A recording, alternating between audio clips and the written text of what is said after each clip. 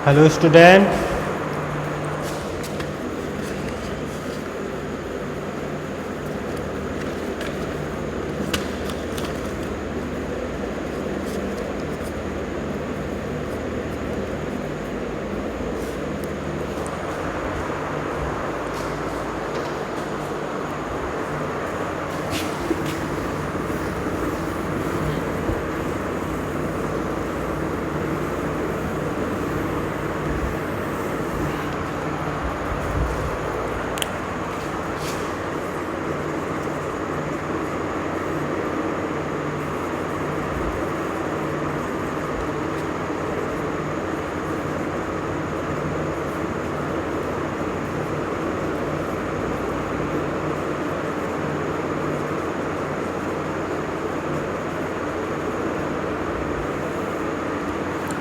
ठीक, तो कल का जो वीडियो बनाया था उसमें आपका चैप्टर ख़त्म हो गया था। ठीक, जो आपका लास्ट चैप्टर बचा है आनुवांशिकता एवं जैव विकास। ठीक, तो ये पूरा चैप्टर आनुवांशिकता हेरिडिटी जिसे बोलते हैं जेनेटिक्स पर आधारित है। मतलब किस प्रकार से एक पीढ़ी से दूसरी पीढ़ी में आनुवांशिक लक्षणों का वहन होता है या जाते हैं। ठीक, तो आनुवांशिकता का जनक ग्रेगर जॉन मेंडल को कहते हैं। सबसे पहले आनुवांशिक लक्षण किस प्रकार से एक पीढ़ी से दूसरी पीढ़ी या दूसरी से तीसरी पीढ़ी में जाते हैं, सबसे पहले ग्रेगर जॉन मेंडल ने इसका अध्ययन किया था। ठीक, तो सबसे पहले बात करेंगे, देखो आपका लास्ट चैप्टर बचा है, इसके बाद हम आपको पढ़ाएंगे, लेकिन उस चैप्टर से संबंधित और भी बहुत से क्वेश्चन बनते हैं, उन क्वेश्चनों को बताएंगे। ठीक, तो वो क्वेश्चन आप अपनी बुक्स में लिखते जाना। एक एक दो नंबर के बहुत सारे क्वेश्चन आ जाते हैं, उन क्वेश्चनों को हम आपको बताएंगे। तो आप नोट में पीछे लास्ट में उन क्वेश्चनों को लिखते जाना। यदि हमने वो क्वेश्चन लिख लिए तो आपका जो बायोलॉजी में एक भी नंबर से बाहर नहीं आएगा, इतने में ही आपका सब आ जाएगा। जितनी 24-25 नंबर की बायोलॉजी आती है, इतने में ही आपकी पूरी बायोलॉजी आ जाएगी। ठीक, तो ग्रेगर जॉन मेंडल जो थे कोई वैज्ञानिक नहीं थे। ग्रेगर जॉन मेंडल ऑस्ट्रिया में उनका जन्म हुआ था। ऑस्ट्रिया यूरोप का एक छोटा सा देश था, जहाँ पर एक छोटे से गांव में इनका जन्म हुआ था। 22 जुलाई 1922 ईस्वी को इनका जन्म हुआ था। तो 20 जुलाई 1922 को इनका जन्म हुआ था ऑस्ट्रिया में, एक छोटे से गांव में। फिर क्या हुआ, जब ये वयस्क हो गए या 15-16 साल के हो गए तो ये जर्मनी आ गए। एक चर्च में पादरी बनने के लिए जर्मनी आ गए, और जर्मनी में उन्होंने एक चर्च में काफ़ी समय 6-7 साल तक काम किया, और उस चर्च के क्या बन गए, पादरी बन गए। पादरी क्या होता है, प्रीस्ट होता है, प्रीस्ट बोलते हैं इंग्लिश में। जैसे हम पंडितों को मानते हैं, मंदिर में पंडित बैठे रहते पूजा करते हैं, वैसे चर्च में प्रीस्ट होते हैं, पादरी होते हैं जो चर्च में पूजा करवाते हैं। ठीक, तो जिस चर्च में वो पादरी थे उसी चर्च की वानिकी में, मतलब बगीचे में, वो मटर के पौधे पर प्रयोग करने लगे। ठीक, मटर का जो पौधा होता है उस पर उन्होंने काफ़ी सारे प्रयोग किए, बहुत प्रयोग किए। ठीक, और उन्होंने किस प्रकार से लक्षण एक पीढ़ी से दूसरी पीढ़ी में उभरते हैं, या दूसरी में नहीं उभरते तो तीसरी में पीढ़ी में जरूर उभरते हैं। तो उन्होंने मटर पर बहुत सारे परीक्षण किए, और उन्होंने एक बुक उन्होंने अपनी बनाई, उस बुक में उनको सब लिखा। ठीक, तो जो मटर का पौधा होता है उनमें उन्होंने जो परीक्षण किए उन्होंने एक बुक में लिखा, तो तब उनकी बुक को किसी ने नहीं पढ़ा, क्योंकि तब जानते ही नहीं थे कि इस प्रकार की कोई चीज़ होती भी है। उसके बाद 1900 ईस्वी में एक वैज्ञानिक आए, हीगो डी ब्रीज। हीगो डी ब्रीज ने उनकी बुक का अध्ययन किया, और उसी आधार पर उन्होंने अपना अध्ययन स्टार्ट किया। फिर उनको ज्ञात हुआ कि जो ग्रेगर जॉन मेंडल, तब तक ग्रेगर जॉन मेंडल क्या थे, मर चुके थे। तो उन्होंने कहा कि ग्रेगर जॉन मेंडल ने जो तथ्य दिए अपनी बुक में वो 100% सही है। कहीं कहीं पर उनका थोड़ी पालन नहीं होता है उनके नियमों का किसी किसी पौधों में, बाकी सभी जगह 100% पालन होता है। तो फिर उन्होंने उस बुक को प्रकाशित किया और फिर तब ग्रेगर जॉन मेंडल का नाम आया। तो ग्रेगर जॉन मेंडल पहले व्यक्ति थे जिन्होंने आनुवांशिकी का अध्ययन किया था और आनुवांशिकी के बारे में बताया था। तो इसी चैप्टर से संबंधित आपको पहली हेडिंग है आनुवांशिकता। आनुवांशिकता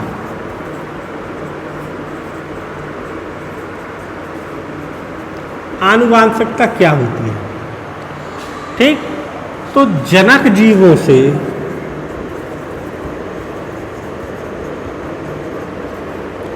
संतति में पहुंचने वाले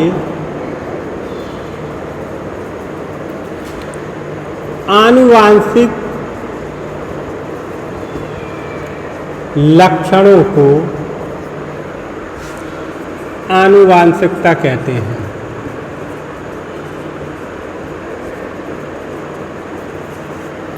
ठीक, आनुवांशिकता क्या होती है? जनक जीवों से संतति में संचरित होने वाले आनुवांशिक लक्षणों को आनुवांशिकता कहते हैं। अब जनक जीव क्या होते? जनक जीव कोई भी हो सकता है, इंसान हो सकता है, कोई पौधा हो सकता है। जनक का मतलब होता है पिता।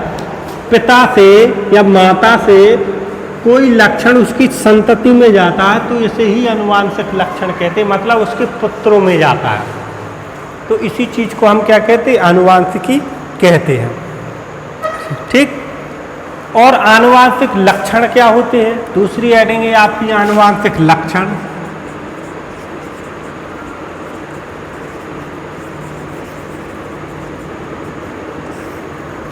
दूसरी हेडिंग है आपकी आनुवांशिक लक्षण। तो वे लक्षण जो जनक से संतति में पहुंचते हैं उन्हें आनुवांशिक लक्षण कहते हैं। जैसे कोई विशेष लक्षण होता है, जैसे हमने क्या किया कि लंबा पौधा और बौना पौधा इनके बीच क्रॉस कराया तो संतति में जो इसके बच्चे पैदा होंगे या जो नया पौधा पैदा होगा कैपिटल टी स्मॉल टी वाला पैदा होगा, मतलब लंबा पैदा होगा। बौना नहीं होगा, ये प्रभावी होता है, लंबा होता है प्रभावी। प्रभावी अपना लक्षण दर्शाता तो ये लंबा पौधा होगा। यदि पिता लंबा है तो उसका पुत्र भी लंबा होगा। तो ये एक आनुवांशिक लक्षण होता है जो पिता से अपनी संतान में जाता है। ठीक, तो जो लक्षण जीवों में संतति से संचरित होने वाले लक्षणों को हम आनुवांशिक लक्षण कहते हैं। मतलब जनक जीवों से संतति में संचरित होने वाले लक्षणों को आनुवांशिक लक्षण कहते हैं। जनक जीव क्या होते हैं? माता पिता। ठीक, अब नेक्स्ट है बात करते हैं आनुवांशिकी।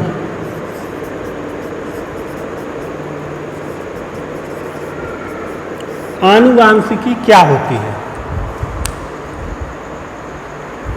ठीक, तो विज्ञान की वह शाखा जिसके अंतर्गत आनुवांशिकता के नियमों व आनुवांशिकता को नियंत्रित करने वाले कारकों का अध्ययन किया जाता है। विज्ञान की वह शाखा जिसके द्वारा आनुवांशिकता के नियमों एवं उसको नियंत्रित करने वाले कारकों का अध्ययन किया जाता है कि आनुवांशिकता के नियम क्या होते हैं और उस आनुवांशिकता को नियंत्रित करने वाले कारक क्या होते हैं। कारक को हम जीन कहते हैं, क्योंकि जब मेंडल ने प्रयोग किए थे अपने तब जीन की खोज नहीं हुई थी, जीन की खोज बाद में हुई थी।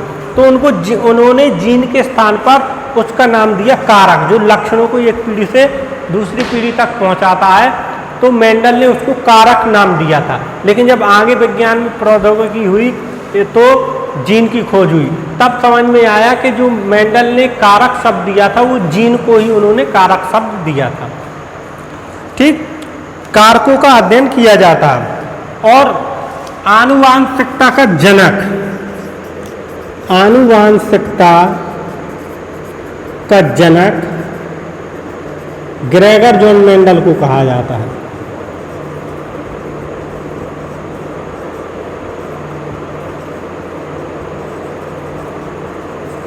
जो आनुवांशिकता के जनक होते हैं उन्हें ग्रेगर जॉन मेंडल को आनुवांशिकता का जनक कहा जाता है, या आनुवांशिकता के पिता किसी को कहा जाता है, ग्रेगर जॉन मेंडल को कहा जाता है। अब नेक्स्ट हेडिंग है आपकी विपर्यासी लक्षण।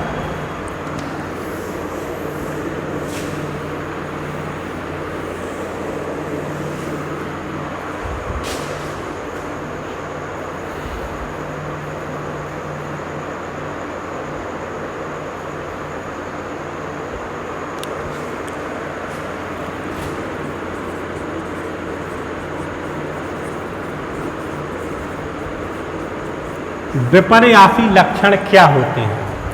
ऐसे लक्षण जिन्हें हम भौतिक रूप से आसानी से देख सकते हैं। भौतिक रूप से क्या, बाहरी तौर पर हम उसे आसानी से देख के बता दें कि ये लंबा है, ये बौना है, ये गोरा है, ये काला है। वो लक्षण होते हैं विपर्यासी लक्षण, जिसे हम भौतिक रूप से आसानी से देखकर पहचान लेते हैं। ऐसे लक्षणों को हम विपर्यासी लक्षण कहते हैं। अब ऐसे लक्षण कौन है? जैसे लंबा पौधा और बौना पौधा। लंबा पौधा और बौना, एग्जाम्पल में हम लिख देंगे कि लंबा पौधा और बौना पौधा, क्योंकि इसे हम देख के पहचान सकते हैं कि ये पौधा लंबा है और ये पौधा बौना है। या ऐसा भी कह सकते हैं, विपर्यासी का मतलब विपरीत, एक दूसरे के विपरीत हो। ये लंबा है, कैपिटल टी कैपिटल टी, लंबे को क्या कहते हैं? टॉल। ये स्मॉल टी, ये जीन उपस्थित होते हैं, ठीक। तो कैपिटल टी स्मॉल टी, ये एक दूसरे के विपरीत है कि नहीं? लंबा बौना, गोरा काला, एक दूसरे के विपरीत है, मतलब एक दूसरे के विपरीत लक्षणों को भी हम विपर्यासी लक्षण कहते हैं। और ऐसी लक्षण जिसको हम भौतिक रूप से देखकर आसानी से पहचान लेते हैं, उन्हें भी हम विपर्यासी लक्षण कहते हैं, ठीक। और एक टॉपिक और होता है, मेंडल ने अपने प्रयोग में किस पौधे को लिया था? मेंडल ने अपने प्रयोग में किस पौधे को लिया था? जिसे कहते हैं उद्यान मटर। उद्यान मटर के ऊपर मेंडल ने अपने सारे प्रयोग किए थे। उद्यान मटर क्या होता है? जो हम लोग यूज करते हैं, बोते हैं, वही होता है उद्यान मटर। बाग बगीचों में जो बोया जाता है उसी मटर को उद्यान मटर कहते हैं। अब विपर्यासी लक्षण भी आपने देख लिया कि विपर्यासी लक्षण क्या होते हैं। अब मेंडल ने ऐसे ही 7 जोड़ी विपर्यासी लक्षणों को यूज किया था अपने प्रयोग में। मेंडल ने 7 जोड़ी विपर्यासी लक्षणों का प्रयोग किया था। अब वो 7 जोड़ी विपर्यासी लक्षण कौन कौन से हैं उनके बारे में जान लेते हैं, क्योंकि जो 7 जोड़ी विपर्यासी लक्षण थे, इन्हीं लक्षणों के आधार पर उसने प्रयोग किया था और कोई लक्षण इसके अलावा उन्होंने यूज नहीं किया था। तो नेक्स्ट देखेंगे,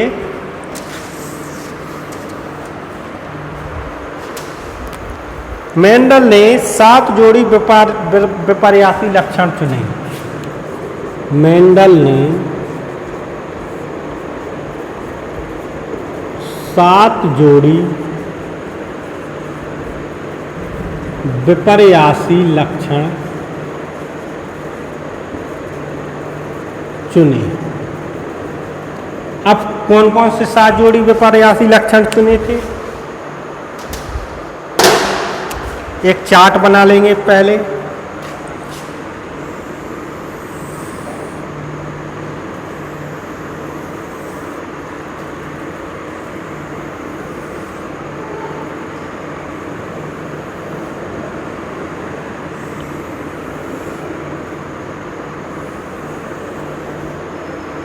इधर लिख देंगे क्रमांक,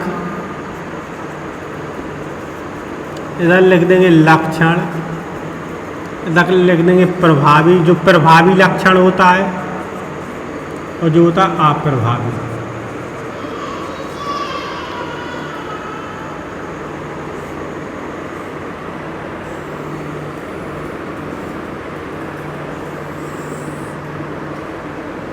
सात कॉलम बना देंगे, 1 2 3 4 5 6 7 कॉलम बना दिए, क्योंकि 7 लक्षणों को लिया था तो 7 कॉलम बनाएंगे। 1 2 3 4 5 6, 7। ठीक, तो 7 लक्षणों को लिख दिया।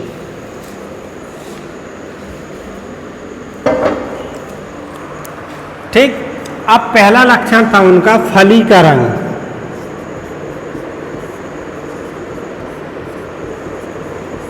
ठीक, पहला उनका जो लक्षण उन्होंने लिया था फली का रंग। अब देखो फली का रंग, जो मटर के पौधे की फली होती, दो ही प्रकार के रंग होते हैं उसका, हरा और पीला। हरा पीला दो ही प्रकार की फली पाई जाती है। जो हरी फली होती है वो प्रभावी लक्षण होता है, और पीली फली होती है वो अप्रभावी लक्षण होता है। अब प्रभावी और अप्रभावी क्या होते हैं? प्रभावी का मतलब होता है, प्रभावी जो लक्षण होता है वो अप्रभावी को प्रकट नहीं होने देता, मतलब इसके लक्षणों को दाब देता है और अपने लक्षण प्रदर्शित करता है। जैसे लंबा क्या है? प्रभावी। बौना क्या है? प्रभावी। अगर हम लंबे और बौने पौधे के बीच क्रॉस कराएंगे तो जो पहली पीढ़ी में जो बीज उत्पन्न होंगे वो सभी लंबे पौधे वाले बीज उत्पन्न होंगे, क्योंकि हमने जैसे हमने कैपिटल टी ये लंबा पौधा है, ये स्मॉल टी ये बौना पौधा है। कैपिटल टी ये जीन्स है। जीन्स हमेशा जोड़े में स्थित रहते हैं, तो दो है जोड़े में स्थित है। बौना पौधे की जीन्स क्या है? Small T. अगर जी पहली पीढ़ी में जो बीज प्राप्त हुए कैपिटल टी, मतलब दोनों की जीन्स है, बौने पौधे का भी है, लंबे पौधे का भी है, बौने पौधे का भी है, दोनों की जीन्स है।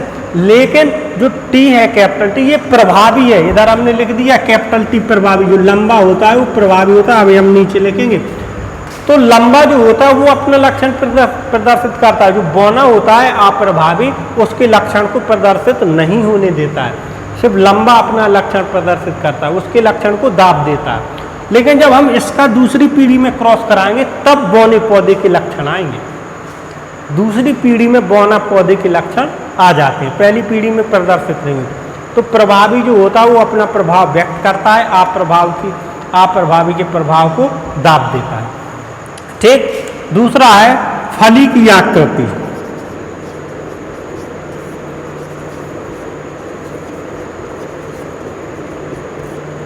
फली की आकृति, देखो फली की आकृति दो ही प्रकार की होती है, एक तो फूली हुई,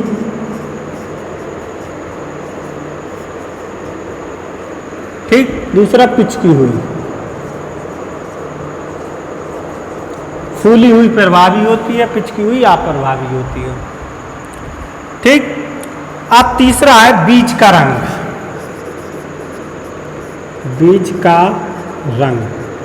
बीज का रंग दो ही प्रकार का होता है, पीला जो प्रभावी होता है और हरा प्रभावी होता है। आपने देखा हो मटर के दाने जब कतराई होती है, आपके खेतों की मटर निकलता है तो उसमें कुछ मात्रा में हरे बीज निकलते हैं और बहुत से पीले होते हैं। पीले ज़्यादा होते हैं, हरे बाई चांस कम होते हैं। अगर 100 बीज लेंगे हम तो 100 बीज में 10-12 ही हरे होंगे, बाकी सब पीले होंगे, क्योंकि पीला होता है प्रभावी, हरा होता है अप्रभावी। ठीक, तो बीज का रंग ले लिया। अब लिखेंगे बीज की आकृति।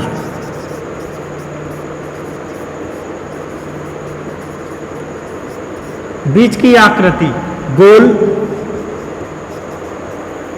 बीज की आकृति दो ही होती, गोल और झुर्रीदार। झुर्रीदार मतलब होता है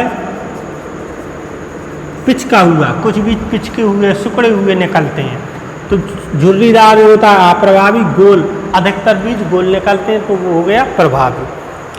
ठीक, अब पुष्प का रंग।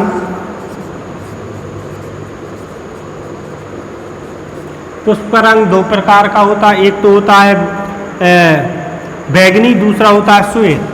बैगनी को बोलते हैं धूसर, बैगनी लिख देंगे, और अप्रभावी होता है श्वेत। अधिकतर जो फूलों का रंग बैगनी होता है मटर के, लेकिन कुछ फूलों का रंग सफ़ेद भी होता है, देखा होगा आपने। तो श्वेत कम होता है तो वो अप्रभावी, बैगनी ज़्यादा होते तो ये प्रभावी हो गया। ठीक, प्रभावी लक्षण और लिख लेंगे इधर, अप्रभावी लक्षण लिख लेंगे। ठीक, तो पुष्प का रंग हुआ पुष्प की स्थिति। पुष्प की स्थिति, पुष्प की स्थिति अक्षीय होती है, या अग्रस्त। उसकी स्थिति अक्षीय, अक्षीय मतलब बीच में हो, अग्रस्त मतलब किनारों पर हो। तो किनारों पर बहुत ही कम ही पुष्प होते हैं, सभी बीच में होते हैं तनों के। ठीक, जो लास्ट है पादप की लंबाई,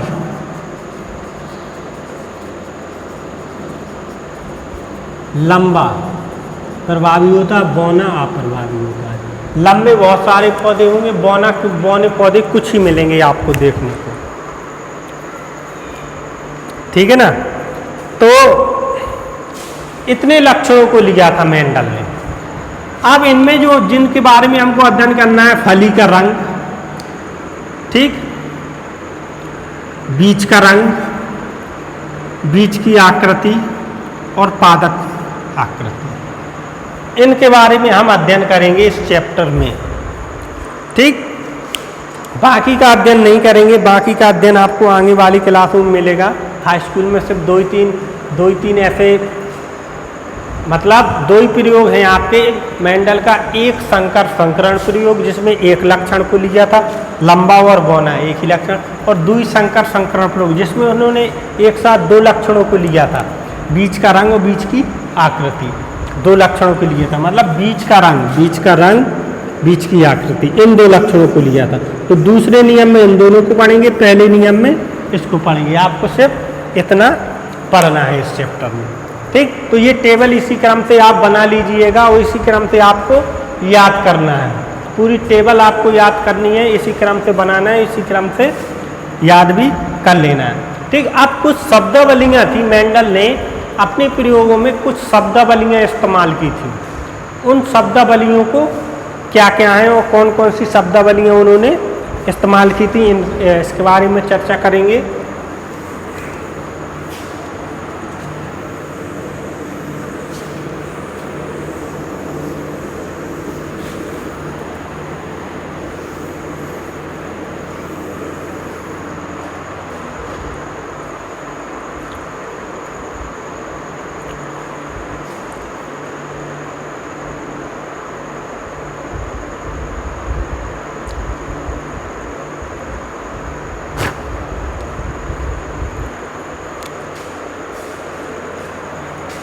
संकरण,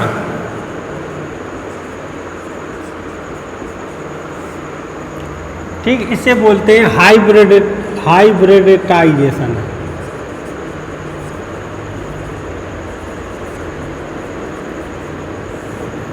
संकरण क्या होता है?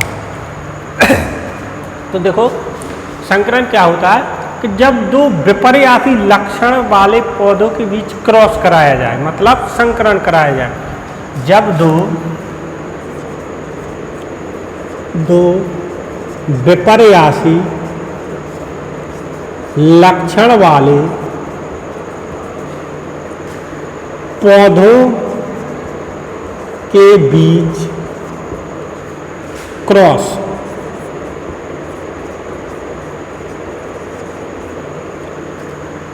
इसका मतलब जनन भी होता है।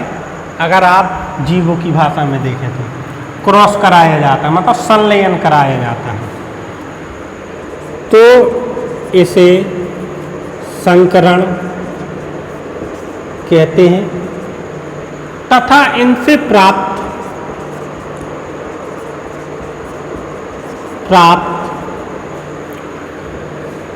संतति को संकर कहते हैं। मतलब जब दो विपर्यासी लक्षण वाले पौधों के बीच क्रॉस कराया जाए, जैसे लंबा और बौना, दोनों विपर्यासी विपरीत है, इन दोनों के बीच क्रॉस कराया जाए तो इस प्रकार की क्रॉस को हम क्या कहते हैं? संकरण कहते हैं। और इनसे जो संतति प्राप्त होती है इसे संकर कहेंगे, संकर प्रजाति का। मतलब दोनों के लक्षण आए, मतलब दोनों की जीन उपस्थित हों। इसका होता है कैपिटल टी, इसका स्मॉल टी। जब इसमें होगा तो कैपिटल टी स्मॉल टी, मतलब दोनों की जीन, लंबे पौधे की भी जीन इसमें आए और बौने पौधे की भी जीन इसमें आए, तो ये हो गया संकर, हाइब्रिड जिसे बोलते हैं। ऐसे मार्केट में आपको बहुत से बीज मिल जाएंगे जिन्हें क्या कहते हैं? जिन्हें हम कहते हैं संकर बीज कहते हैं। आप मार्केट में जाओगे आपको ऐसे बहुत से संकर बीज देखने को मिल जाएंगे। ठीक, तो संकर बीज क्या होते हैं, उनमें दोनों पौधों के लक्षण के जीन्स होते हैं। जिन जिन पौधों के बीच क्रॉस कराया जाता है, अगर जैसे आपको कोई पूछ दे के संकर बीज होते क्या हैं, तो मतलब उसमें 2 जोड़ी विपर्यासी लक्षणों के जीन्स होते हैं। जैसे मान के चलो लंबा और बौना पौधा, तो दोनों के जीन्स होंगे, लंबे और बौने पौधे के भी जीन्स होंगे।